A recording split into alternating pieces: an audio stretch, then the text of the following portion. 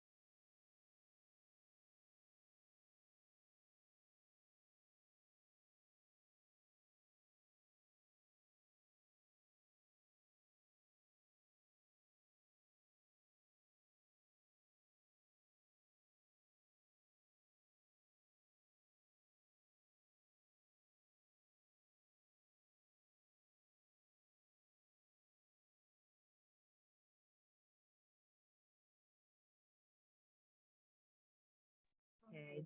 So Tova, Irene, excellent. All right. We are, okay, you're all with me. So I had given out last week, you should have the one that the title is Rabbinic Leaders of the 16th to the 17th Century Poland. And we had started off doing the Lavush, remember I told you he has that name because the name is Mordecai and it's based on something on the book of Esther that talks about the Lavush Malchus that Mordecai wore after the defeat of Haman. Anyways, so yeah, I forgot again to bring my the 5 Mickey load to read you that plus one. But whatever, that's how he has that name. Now we're doing another great Rav from this time period. So on page 3, okay, of that one. Again, the title is Rabbinic Leaders 16th to 17th Century Poland, right? And his name is Rabbi Yehoshua Falkatz.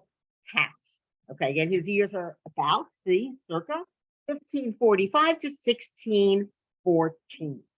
Okay, we talked about the fact, although I might have begun a little bit last time, but We'll do it right from the get-go. I think it's easier to make it straight on. So he was born in Lemberg, Poland. Lemberg is Lvov, right?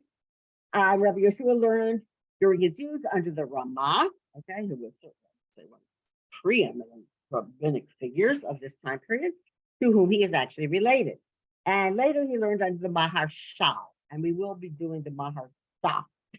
So it's very tricky. But when you think of Maharshal, just think his last name is Luria. So if you see that L, that should remind you, okay. He married the learned daughter of a communal leader that's called a Parnas.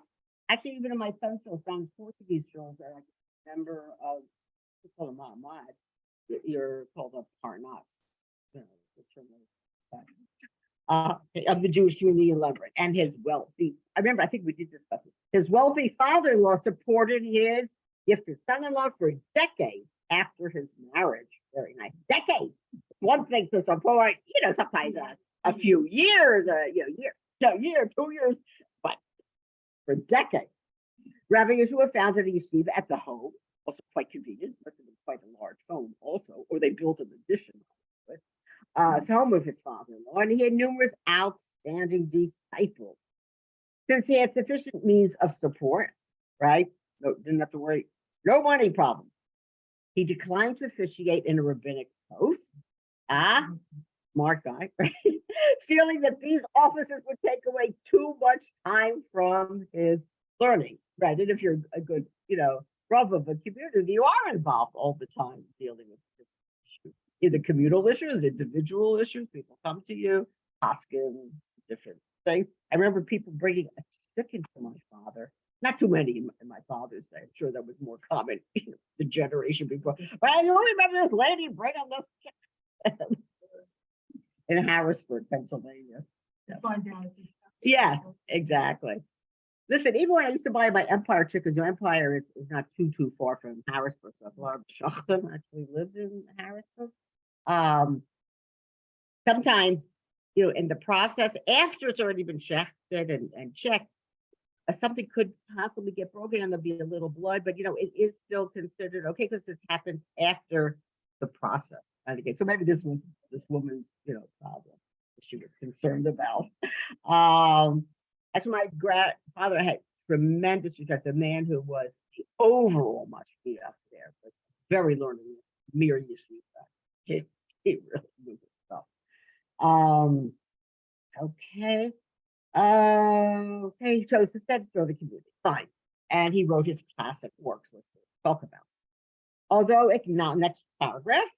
Although acknowledging the great positive accomplishment of Rabbi Yosef Karo in his Beit Yosef commentary on the Torah, right? Again, the Torah wrote, divided up all halacha, as discussed in the Gemara, into 4 major categories or rows. All right. And so when Rabbi Yosef Karo wrote his work, the Shulchan Aruch was, of course, it's the Beis Yosef, which is a much larger work, and then he shortened it to the Shulchan Aruch. It's also divided up into 4 major categories of halacha. Okay. Nevertheless, he felt it was still place for further commentary, and it's obviously still going on. He felt that Rabbi Yosef Karo had not concentrated sufficiently on explaining the Torah itself. In other words, he adopted the fact that halacha should be divided into these 4 main categories, but he didn't really develop, or look into what the Torah was actually then saying. Remember, just a reminder, he based most of his work on the writings of the Rambam, right? The from Fez. I'm having a mental blank here. Okay, and the Rush, but mostly the Rambam, who had divided everything into 14 categories. But whatever. But the main body of his work, that's what he adopted as his go-to source when he was writing this Torah. He used that work primarily as a means of organizing his own material. Okay. Rabbi Yeshua felt that Rabbi Yosef's conclusions were sometimes based on erroneous premises, which were not compatible with the sources. So it's being very didactic, very, going over each thing, super, super carefully, and comparing it to prior works and then trying to, determine which is the authentic interpretation. Additionally, in his opinion, the Shulchan Aruch had shortcomings and needed further explanation. Of course, certainly Ramah felt this because he added then the Ashkenazi interpretation of halacha. Rabbi Yehoshua disagreed with the Levush's attempt at this, even though, as after the Ramah, more Rabbanim are writing, he's still an area of disagreement. He felt that's, didn't I give you the speech? No, but we're not ready for that one at all. Okay, I gave it to you. It's the top is rabbinic leaders of the 16th to 17th century. It starts with the Levush, but I'm already doing Rabbi Yehoshua Falk, so I'm on page 3 of that one. Okay, felt the decision, right? So we disagreed with the Levush. All right. No, you don't have. I know. Come over here. And here. All right. Yeah, we're going to be doing the Bach. All right. Lots of good yichus. All right. If you all go back, you'll probably find you're related to some prior. Right.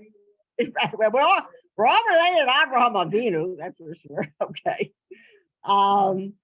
Rabbi Yehoshua Falk. All right. So again, even we talked about the Levush already and his interpretation, and now we're having an additional person who agrees with Levush's writings, and he's going to come out with his own. Because Katz actually refers to, he mentioned last time he was a Kohen. Usually, if you have that last name Katz, you are a Kohen. It goes by, I think, a bit more. No, this is not the Levush. This is the second individual.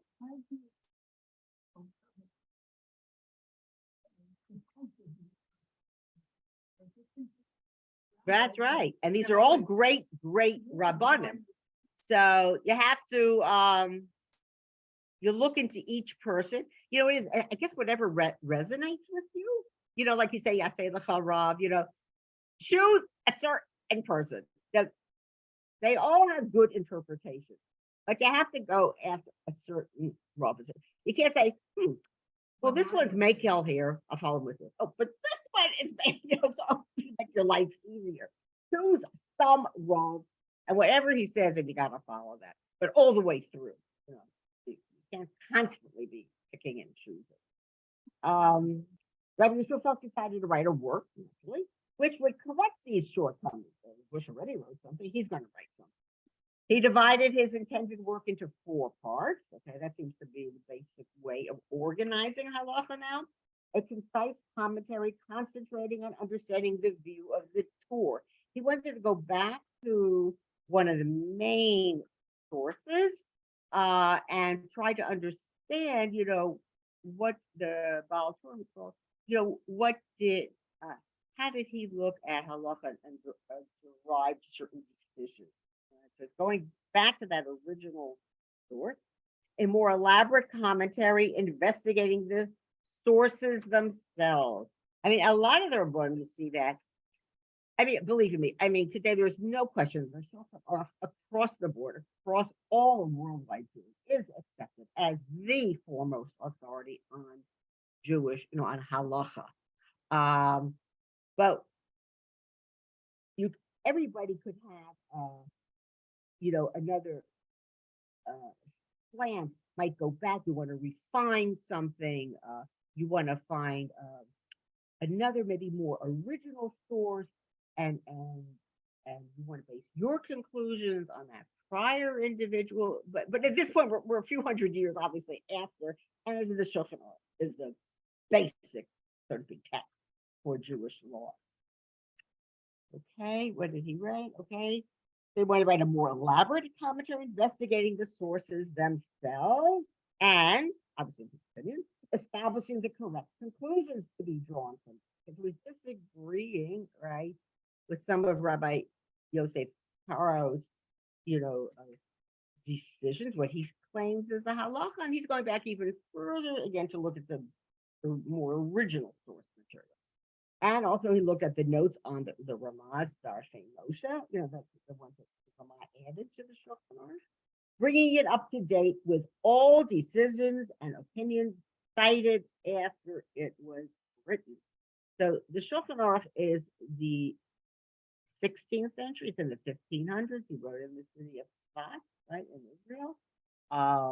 But he was a Sephardic Jew, who had left Spain. He was a little 4-year-old with 1992 when they were expelled, and then he goes to, I'm trying to remember, he went to North Africa for sure, but he definitely ends up in the Ottoman Empire, and he was for many years in Turkey, and then from there, or Greece, Turkey, and I think even Bulgaria, and then from there he finds his way to Eretz Yisrael, to Sfat, which was a great center of Jewish learning.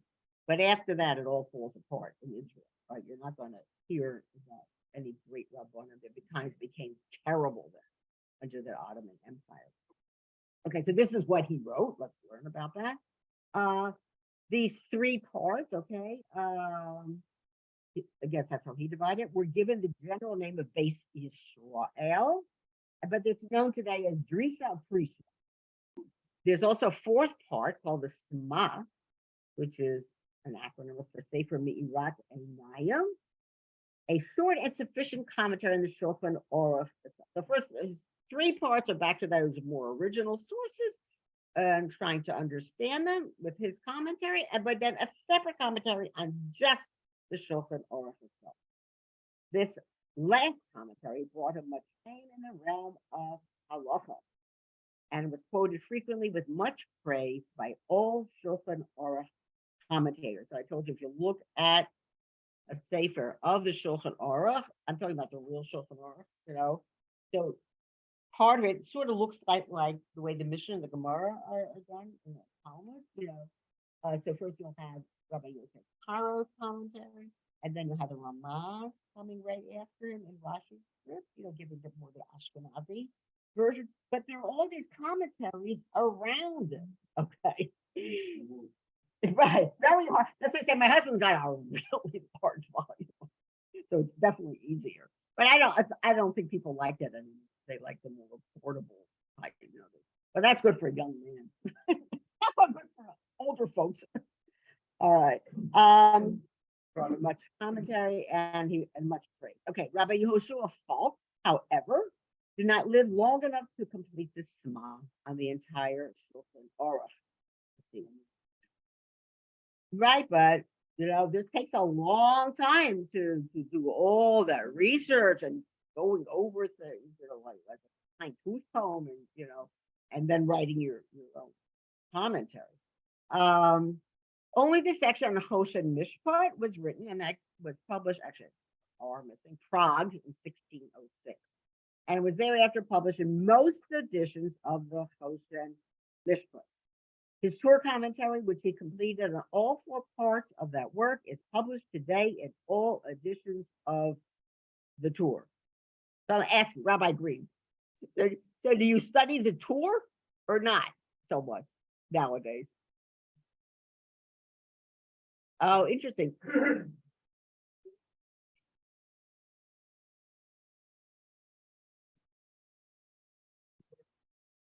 Oh, interesting. Ah, excellent. Where did you go? Oh, different. Okay. I had my husband and my sons all went to YU. I asked them, what it is. I mean, I think well, they spent a lot of time just doing Gemara, obviously, but which is the original source, of course, right? But you don't know the conclusion. It can be very frustrating, when you're reading a part of the Gemara. Well, Rob, this says this. Rabbi Yochanan says, well, Reish Lakish disagrees. And another one, has an opinion. No, no. So what? That's the conclusion. It doesn't. Once in a great while, it will tell you, but not always. All right. Rabbi Yeshua Falk also read a pamphlet containing enactments, right, different laws, which were passed at the Council of 3 Lands. Remember, it went from 3 lands to 5 lands to 4 lands. mostly known as the Council of Four Lands, Vad Arba'a. So this was a communal body representing all of Polish Jewry. And most of these rulings concern the laws of usury. He also wrote responsa, Shelo to Shubo, back and forth, people writing questions, with issues. You're living obviously elsewhere, can't go in person, so they would write in what their question was, and then they would write a teshuva, a response based on going then through all these different forum and the different rabbonim and their opinions. He wrote a Kedushin, like new insights on the Talmud, commentaries on the Torah, and some Kabbalistic and philosophical treatises. But all were unfortunately destroyed by a fire in December. Remember that Barbanel also, it had this magnificent collection, beautiful library. So, and some of these are handwritten manuscripts. So you can never replace them. I love this last paragraph. Rabbi Yeshua's wife Bela was also noted for her piety, exemplary character, and erudition. She's very smart. She outlived her illustrious husband. She settled in Eretz Israel after his death, and she was buried in Yerushalayim near the grave of the prophet Zachariah. So, if you're in Yerushalayim, like one of those monuments there, and that in the Kidron Valley, right? It's Zachariah, so I guess she's buried there. I don't know. I never really went to tour that area. I've seen it from a distance, but I never actually went there. Her son, in his preface to Drisha Prisha, that's the father's work, cites a number of halachic customs that his mother had put into practice based on her own reasoning. So you should, right, that you are knowledgeable sufficiently, you can make the decision how things should be done, right? In your own realm. She's not saying necessarily everybody else has to do it, but in her home, this is the way. I say that to my kids. They used to come home, I get them to school, they'd come home and they'd say, Ma, you need to do this. I said, I've been doing this my whole life. You can do whatever you want in your house, in my house. All right. So we finished. But yes, I pull them from various sources, and then I put it together. So, because from one source you'll get certain bits of information, and you look at another source and learn even more about that first. I even Google, especially when it comes to dates, because a lot of the sources don't tell you dates.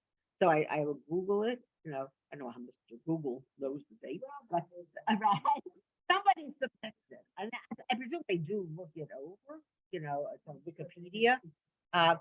Actually, if you ever Google something of a Judaic source, so Wikipedia is like one of the first places to go to get basic information. But if you go down further, they have some very other interesting sources that you can look into that maybe you have more confidence in them. So I always do that. Now, because they might list maybe 10 sources for, let's say, individuals. But go further. You have to be careful. Some are Christian. You have to be very careful what you're choosing to read. Okay, we are now. Okay, so let me put this in. And now we're going to start with the sheet. Okay, that states on the top the rabbinic leaders of the 16th to 17th centuries, Poland, and it starts with Rabbi Meir Ben Gedalia, the Maharam of Lublin. Right. Okay. So you don't have that here. Yeah, I think you have that. This is somebody else make this one. Okay, so maybe do you?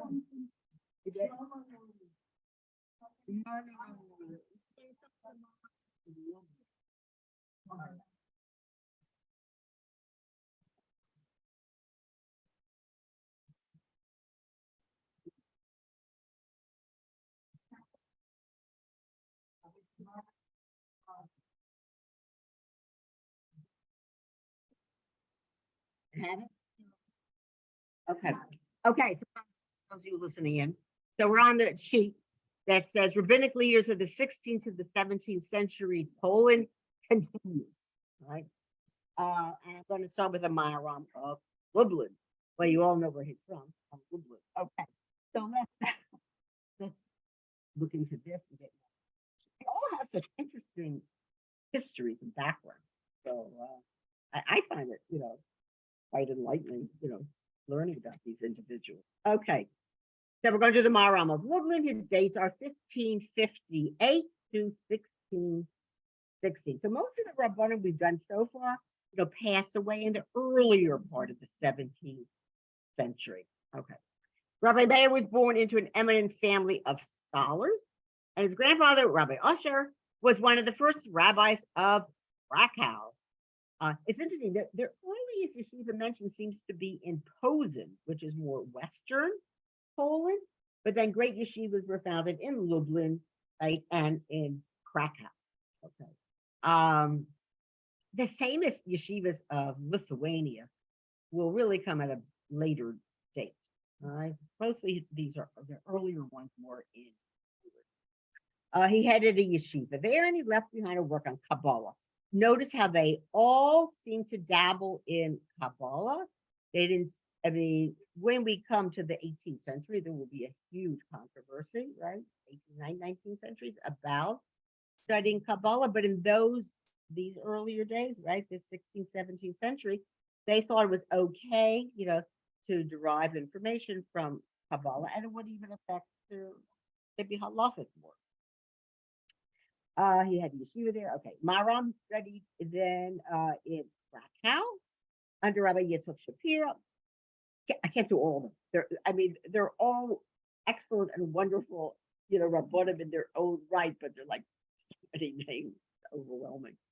And eventually, this Rabbi Shapiro, eventually took the gifted young man as his son-in-law. And we've learned that before with other Rabbanim, that if you have a student, so brilliant, he was a good match for my daughter.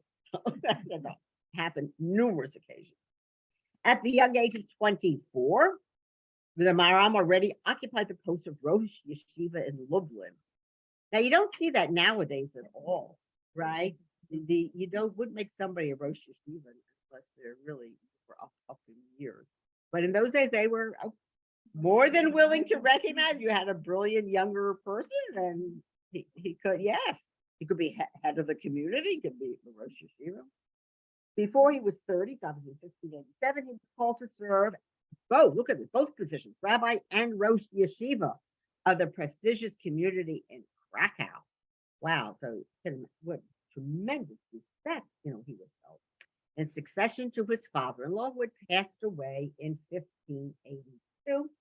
His next post was in Lemberg, remember that's above, where he spent 14 years until 1630. So he's going to be known as Maharam Lublin, but he's starting off his career, obviously, in other communities.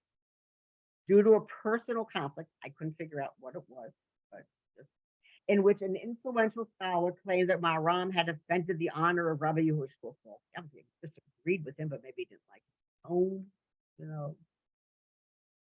Right, so it's hard, I don't know. The greatly respected Rosh Yeshiva and author, who also resided in Lemberg, which I'm not Yehoshua Falk, a schism formed in the community. The Maharam was forced to leave the city by order of the local government. I'm not sure what this means. The Jewish local government or the authorities, I don't know. He then returned to his native Lublin. Right, to complain, right. Yeah, I agree. Whenever I read that, I think, right. Right. Don't turn to the non-Jews. All right, where the post of rabbi was vacant. And he occupied that post until his death. So that's why he's known as coming from Lublin. There, the Maharam concentrated on improving the quality of the program offered by his yeshiva. So you always refine the curriculum, what should be studying. Let's emphasize, this particular work or this particular commentary. Numerous disciples flocked to him, including the Shlach, right? You know what it is? There are two men who I did earlier because they both of them ended up like in Prague. So I wasn't sure which category to put them in, which country. When I did the Jews of Bohemia, I put them there. But they originally came from Poland and learned in Poland. So it's the Schlav and Rabbi Yom Tov Heller is another one. So when I conclude all this, I'll just give you a recent recap of those two rabbanim. They definitely have their origin, even though they may serve elsewhere. The Maharan strongly opposed the uncritical acceptance of the Shulchan Aruch as the ultimate authority on halacha. And Rabbi Yosef Karo is probably not living anymore, but imagine what he thought. All these people, nitpicking on his really amazing work of halacha, and disagreeing with him and criticizing. My impression of him is a positive one. There's certain people they'll tell you there's a very harsh demeanor, very argumentative, but he's not described like that. So I have a feeling he was a very okay. All right, so he considered it a closed book written without detailing the reasons for its decisions. And again, this has been a criticism. This was a criticism of Rambam, his work in Mishnah Torah, that they did not give the sources for their termination of what the halacha is in any particular category. And I mean, I guess that's justified, but also that's the reason why so many of them then wrote further commentaries, on the Shulchan Aruch or on the Mishnah Torah. He felt that it gleaned conflicting decisions from various authors, and again, this was criticism. Instead of independently analyzing each subject from the source, I can assure you, Yosef Karo did a lot of research, but it's very easy to criticize. Anyway, somebody comes out with something, fine, gesundheit hate. So then they wrote their own works, trying to further elaborate on their opinion of going back to what they feel of the original sources. Now, I don't. That's not brought down. That's not brought down. But but it's not mentioned that that's the reason. The only one would have been the Ramah, because obviously he would have the Ashkenazi interpretation of halacha. So they're studying obviously already Shulchan Aruch plus the Ramah, perhaps, so it is out there. But still, the basic work is giving credence to Rabbi Yosef Karo. So they, and they didn't like always the way he was interpreting halacha. The Maharan's halachic decisions were sought far and wide. Inquiries poured in even from Italy and Turkey. And by the way, these responsa, because I even looked, at my Zeta, they're written in Hebrew. They're not being written, even let's say those from Poland, Germany, let's say, they're not written in Yiddish. They're written in this very beautiful Hebrew, and that's how their response. That's what all the Sfarim, they are in Hebrew. They are not in Yiddish. No, we're not at this point anymore. This has nothing. No, I mean, the Rambam wrote, the book was originally written in Arabic, but he was from Spain. But there are no more Jews left in Spain. All right, or they are, they are far from, from the time period when they were expelled, so their practice of Judaism is pretty nil. Some of his responses were published by his sons in Venice in 1618, and he also wrote a work called Meir Einei Chachamim, which came out in Venice the following year, 1619, which are chidushim, new insights on the Talmud. This work is considered indispensable in the understanding of Tosfos, and is published in most editions of the Talmud. You would almost call this called a super commentary. Like Rashi wrote, this basic commentary on actually on and the whole Gemara, for both of them. But then people write commentaries on his commentary. Those are called super commentaries, right? And there are a gazillion of them out there. All right. Now, some, if they reach a sufficiently high acceptance, would then be published at a later date in the original works, as, but like addendums. They're called glosses, and they're like around the margin. But mentioned they're harder to read because they're much smaller print. The Maharam was also acquainted with Kabbalah.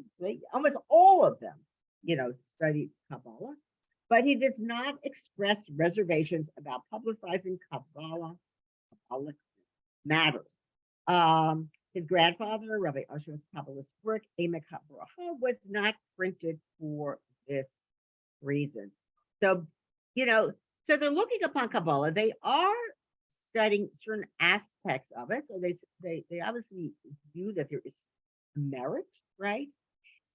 But they know it's not 100% accepted, in certain circles, and will certainly not be accepted, by the time it comes to the Vilna Gaon. All right. Next row, again, this is a small amount, but I like his last name because you might know people with his last name. So that's why I put it here. If they're related to him or not. All right, Rabbi Moshe Mordechai Margolis, and he's from 1540, 1660. So many of them seem to die in that. I don't know. Rabbi Moshe's father's name was Rabbi Shmuel. He was a rabbi of Posen, Western Poland, the closest speak to Germany, and he was highly regarded. Very little is known about Rabbi Moshe's early life, except he was a Rosh Yeshiva in Krakow. And after that post was left, and he got that post after it was left vacant by the death of Rabbi Yosef Katz in 1591. I think, but yes.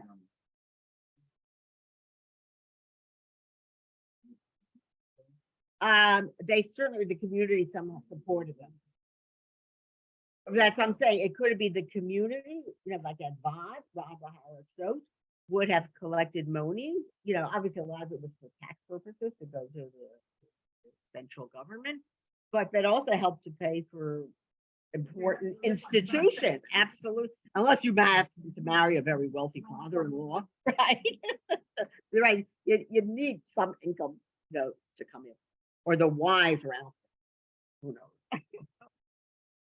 Rabbi Moshe authored Haste Hashem, which came out in Krakow, 1589, which is a Kabbalistic commentary on the 13 attributes of Hashem as enumerated in Shemot. All right, and whatever. He was also editor of the publication Zohar Chadash with Midrash Hanal. Can't possibly remember. I can't remember. He added many features to it, including emendations by the Arizal, right, who's from a preeminent Kabbalistic master, also from Spot, right? Yeah, people go there and they go, this is great. I never went all the way down. It was too far. It's very steep.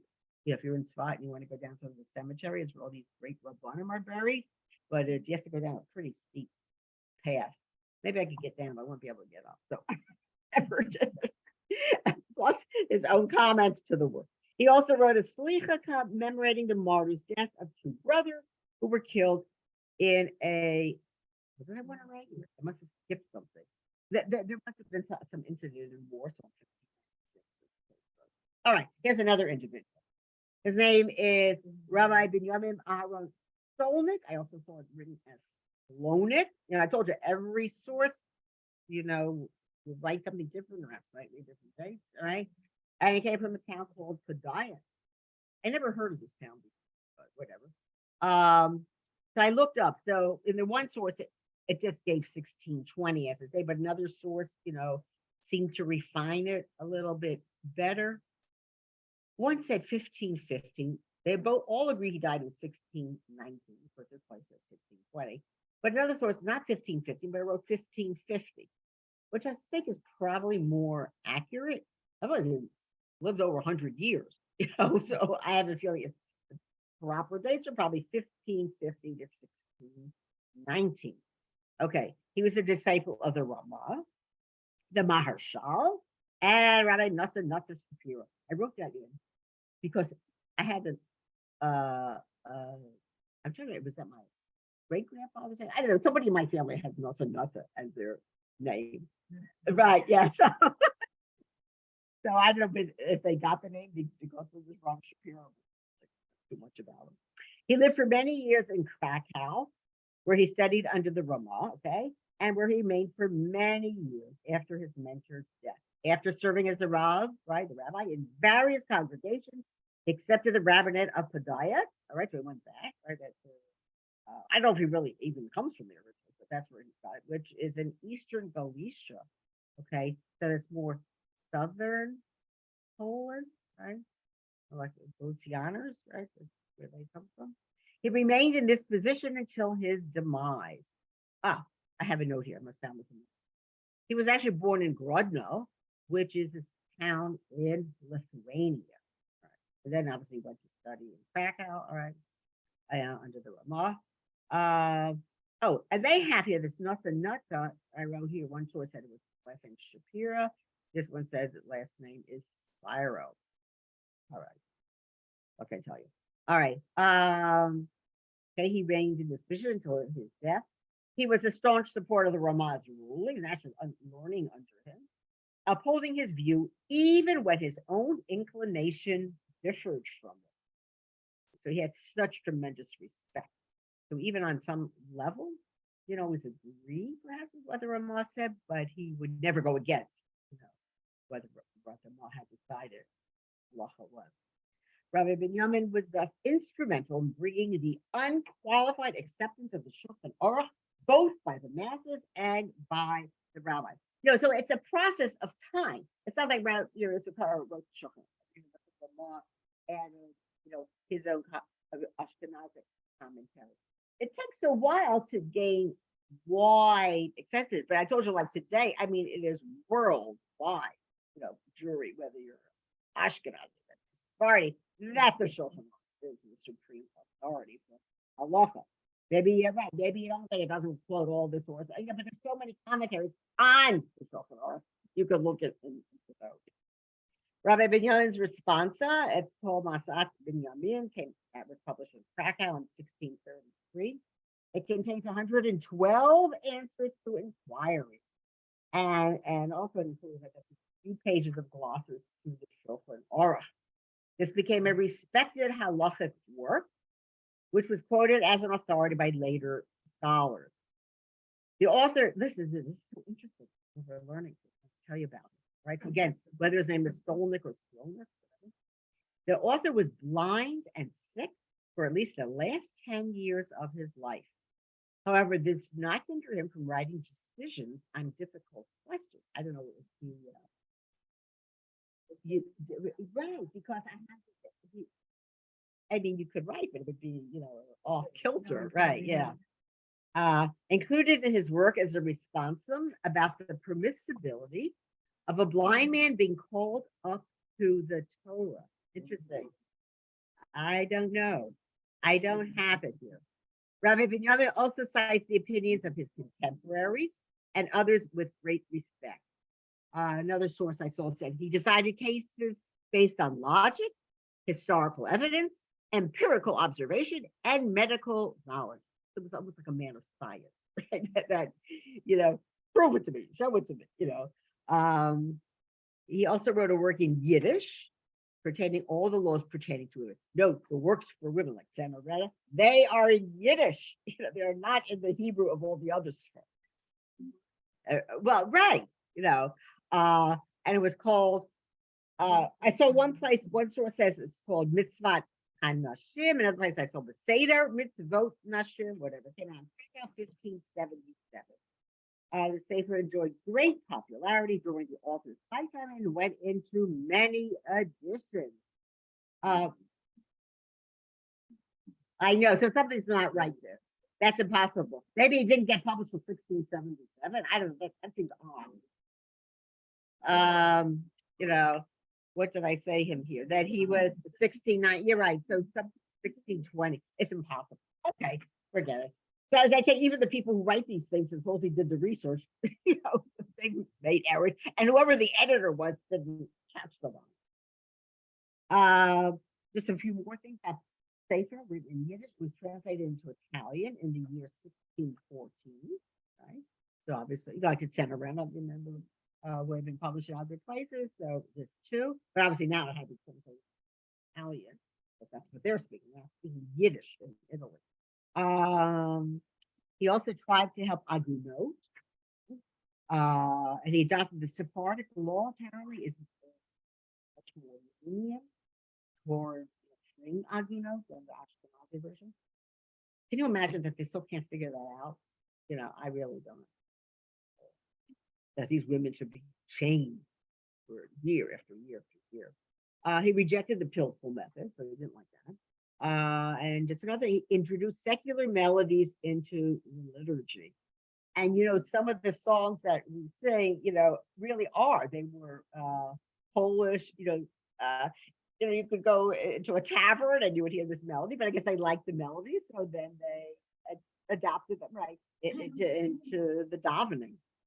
Here's another individual, not as much known, but again, I recognize like the last name. I knew somebody with this last name.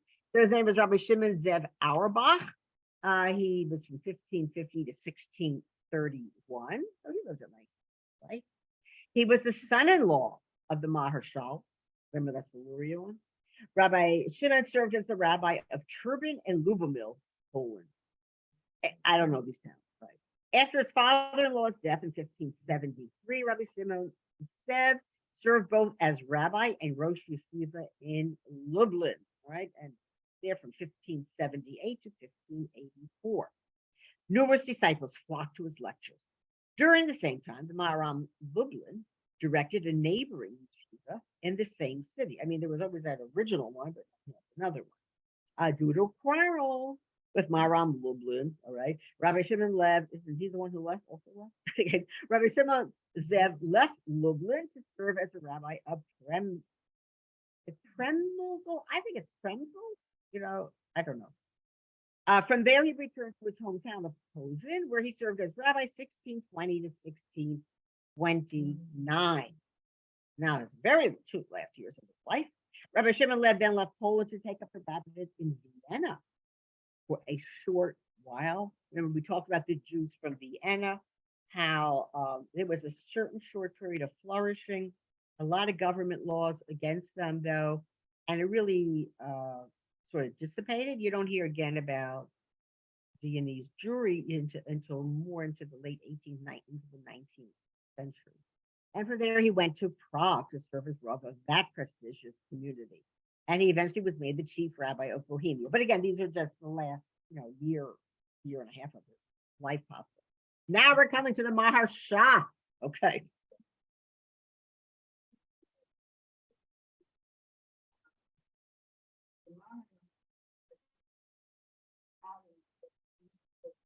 Right. And now here this, right. Right.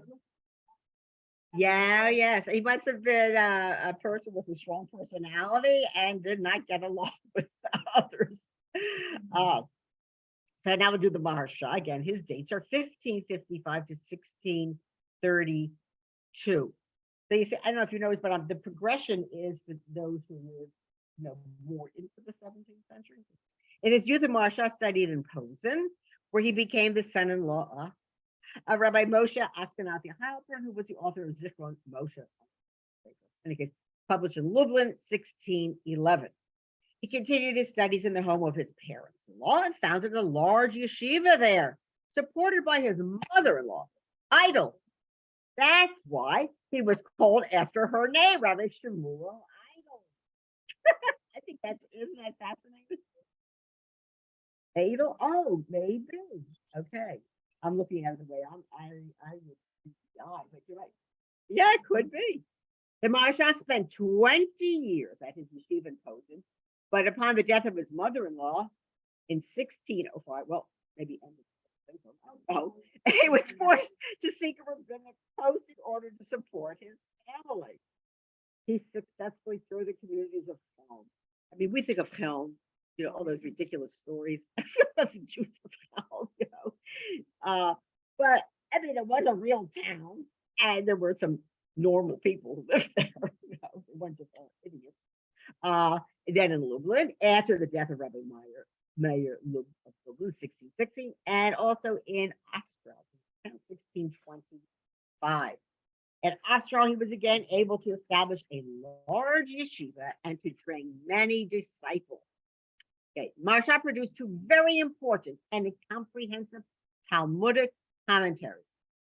One called Chidushei Halachot that came out in 16. Look at over a span of years, 1612 to 1621, and Chidushei Agados, based on the Agadic portion of Gemara, of 1627 to 1632. They are both included in modern day editions of the Talmud. Later editions combine these two works and merge them into one commentary.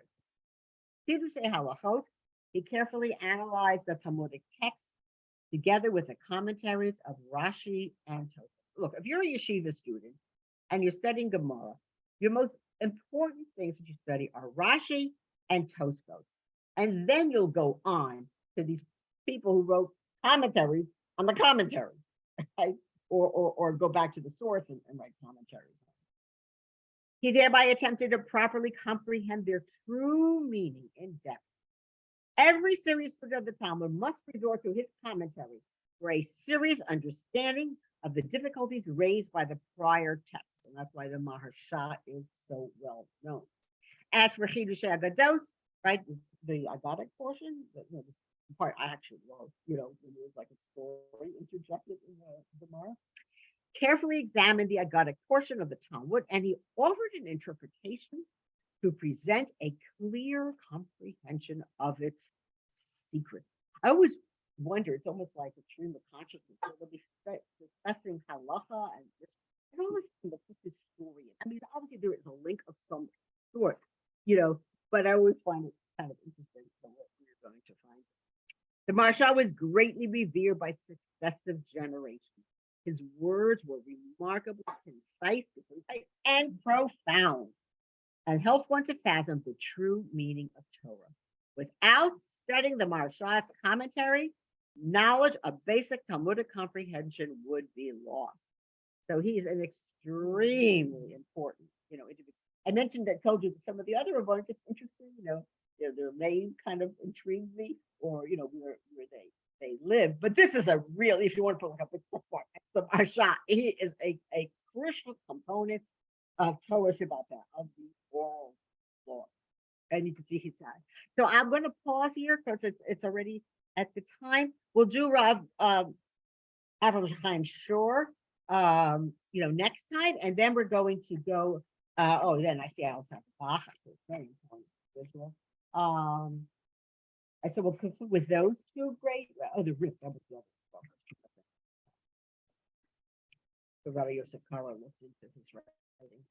And then I'm going to pause because I want to tell you something about what's happening in Poland to that mid-17th century, politically, what is going on. And then I'm going to, there's still several very famous Rabbonim whose names we'll mention, but I think we'll take a little pause from just doing Rabbonim, and that's why I compared. Oh, no, that's not to 1770, it starts 1772, 1705, yeah. That's more under Catherine the Great. So just going to tell you, those are about those horrible pogroms, 1648, 49, that's what, I want to talk about that and how those occur, what led to these awful attacks, upon the Jews. But so first we'll learn about these great Rabbonim who existed and wrote their works prior to that. Then I'll include some who actually go to that time period. Some were cut short, unfortunately, in 1648. And then there are other Rabbonim who will, live on and contribute. But then you'll see there's going to be a decline in Polish Jewry, and it won't come back to the forefront until the 18th and the 19th centuries. So times are very bad, and Jews actually leave Poland at this point, and that's how some of them go back to Germany. I find it very intriguing to see the different migration routes the Jews have traversed over all the centuries. But more of that. So again, I'll just finish next week these two Rabbanim, these two great Rabbanim we're still going to discuss, and then we'll go on to that historical portion. All right, everybody be well. Have a good week. Thank you, Malka. Oh yes, my great pleasure. Thank you for being there. Thank you, Malka. Yeah, you Thank too, you. Dilma. Okay, thank you very much. All right, so I'm gonna turn it off now. I'll see you later. Bye bye. Bye bye.